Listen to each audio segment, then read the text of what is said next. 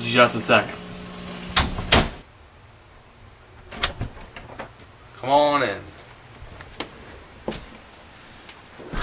Welcome to the lab.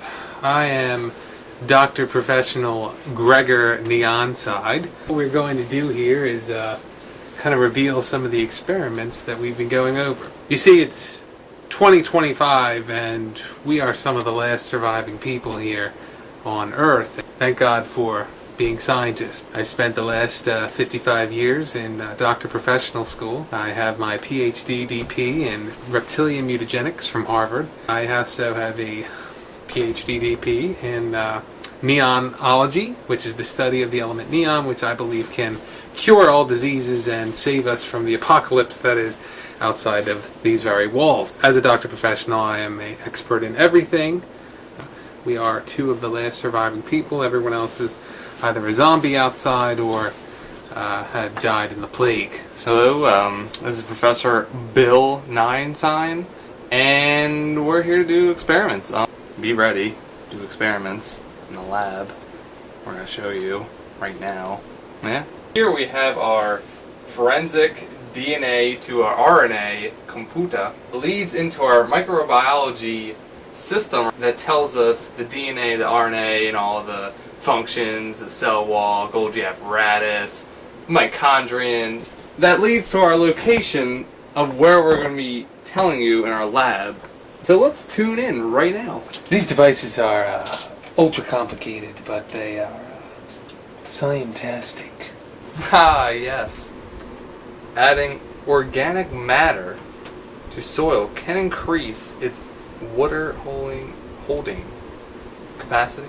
Did you know a single tree will absorb approximately 1 ton of CO2 during its lifetime? That's right, Professor. Those are the facts that we're looking for.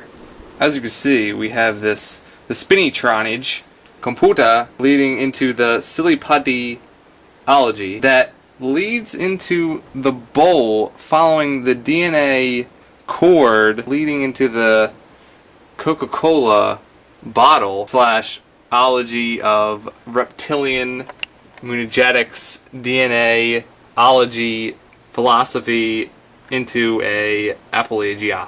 Alright, what we're looking at here is we are intricating all the different elements that are important. There really isn't that many. I mean, neon, of course, is the basis of all of our studies and the center point of life. We use a little bit of boron, a little bit of ytterbium, a little bit of aluminum here and there, but mostly neon. We're trying to eradicate ourselves of the menace outside, so what we're doing is using neon as a vaccination. I mean, neon cured AIDS, cancer, the African sleeping sickness. It could probably cure this as well. And that's what these different things, these are different, potents and ingredients kind of mixed together as far as our elements, bonding and cryptology. And it's very sophisticated and we don't need to get into all that, but, what we have are the ribosomes kind of melting and ionic bonding process. So now we're going to be powering up the bonds of all of these right here. So why don't we just do that right now?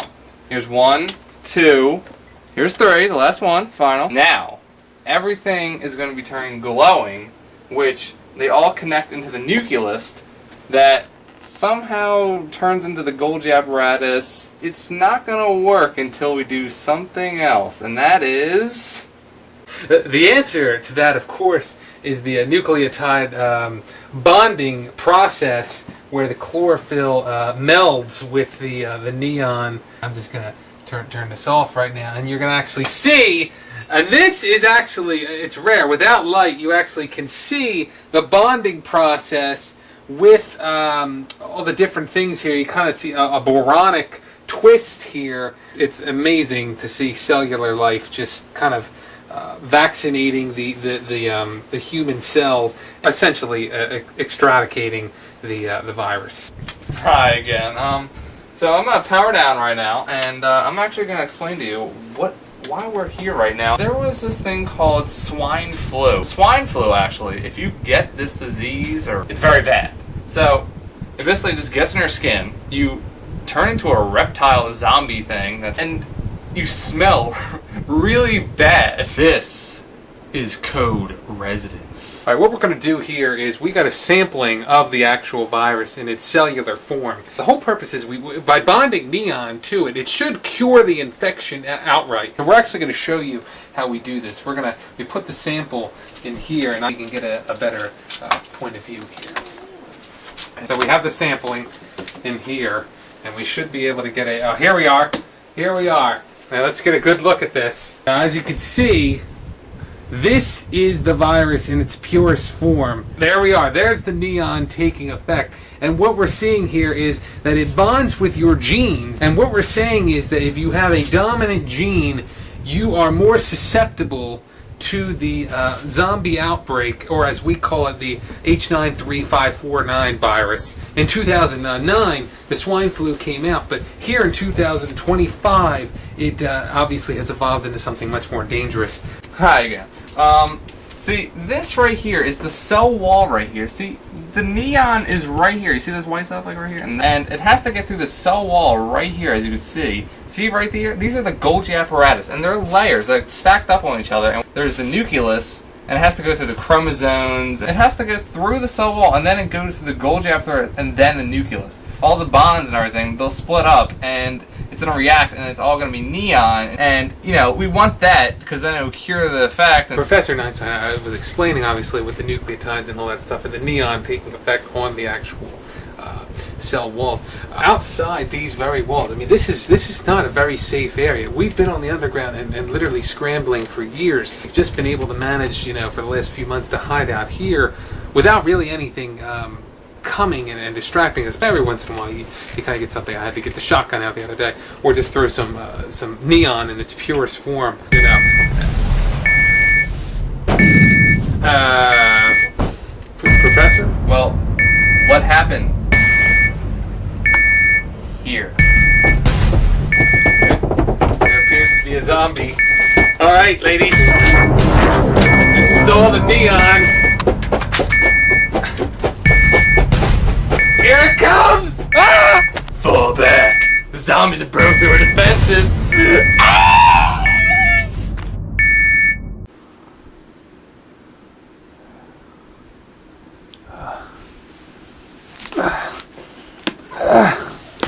It works.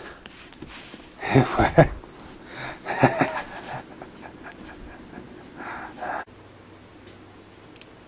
still got hope. Nothing can take me down. Yes. Yes!